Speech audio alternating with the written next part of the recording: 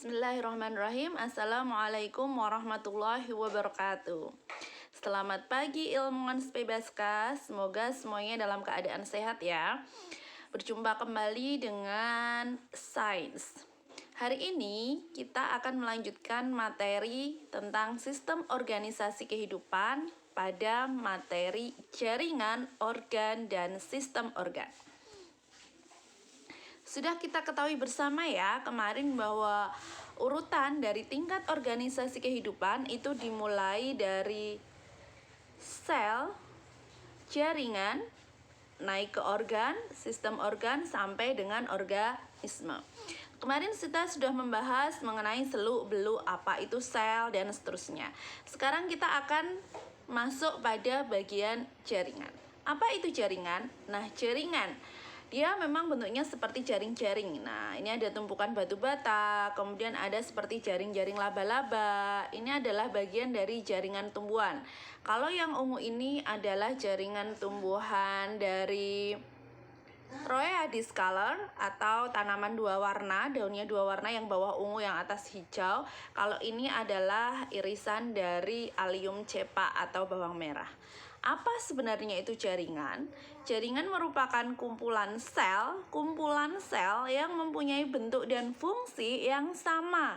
Jadi kalau kita perhatikan, ini yang kecil-kecil ini adalah selnya. Ini adalah selnya, mereka berkumpul, bentuk dan fungsi sel yang sama, mereka berkumpul membentuk yang namanya jaringan. Nah, jaringan itu pada tumbuhan nanti dibagi menjadi dua. Ada jaringan meristem dan jaringan dewasa. Apa itu jaringan meristem? Jaringan meristem adalah jaringan yang aktif membelah, menghasilkan jaringan lain. Biasanya ada pada ujung-ujung bagian tumbuhan, ujung daun, ujung akar, ujung batang, seperti itu. Jaringan meristem sendiri nanti dibagi menjadi dua. Ada meristem primer dan meristem sekunder.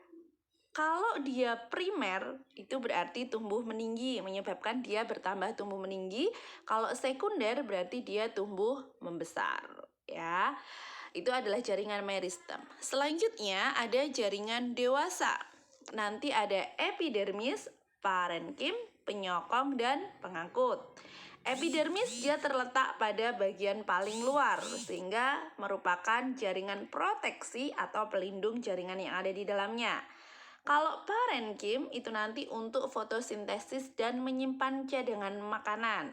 Penyokong berarti dia menyokong tegaknya tumbuhan ya. Kemudian ada jaringan pengangkut, dia mengangkut. Ada xilem, ada phloem.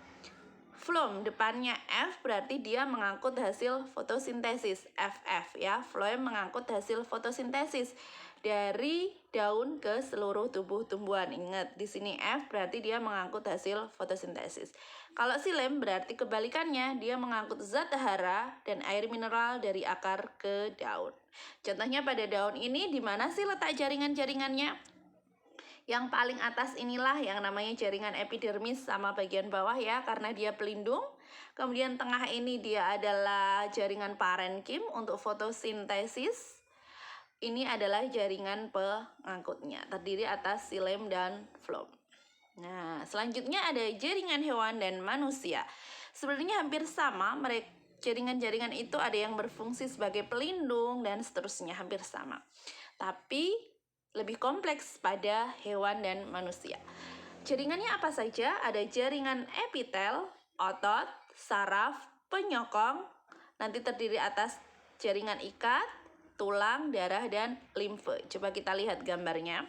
Ini adalah jaringan epitel. Jaringan epitel itu biasanya letaknya pada permukaan organ, berfungsi untuk melindungi jaringan yang ada di dalamnya. Biasanya ini letaknya ada di atas organ, di atas paru-paru, bagian paling permukaan paru-paru, lambung, dan seterusnya. Kemudian ada jaringan otot. Ini sebagai alat gerak aktif. Ada otot polos, otot lurik, dan juga otot rangka. Jaringan pada hewan dan manusia selanjutnya adalah jaringan saraf. Ini sebagai pengontrol seluruh kegiatan kita ya. Biasanya letaknya ada di otak, pusatnya ada di otak dan sumsum tulang belakang. Nah, itu adalah jaringan hewan. Selanjutnya untuk tumbuhan ada ringkasannya, silahkan nanti kalian bisa menghafalkan dari sini. Jaringan manusia dan hewan juga sama, bisa kalian hafalkan melalui tabel ini. Selanjutnya adalah organ. Setelah kita dari jaringan, kita akan naik level ke organ. Organ, kalau tadi jaringan adalah kumpulan dari sel yang bentuk dan fungsinya sama, kalau organ ini berbeda. Organ itu juga kumpulan dari jaringan, tapi berbagai jenis jaringan yang bekerja sama melakukan tugas tertentu. Tentu kalian sudah paham ya, jaringan kalau pada tumbuhan itu ada akar, batang, daun, bunga, buah, dan biji.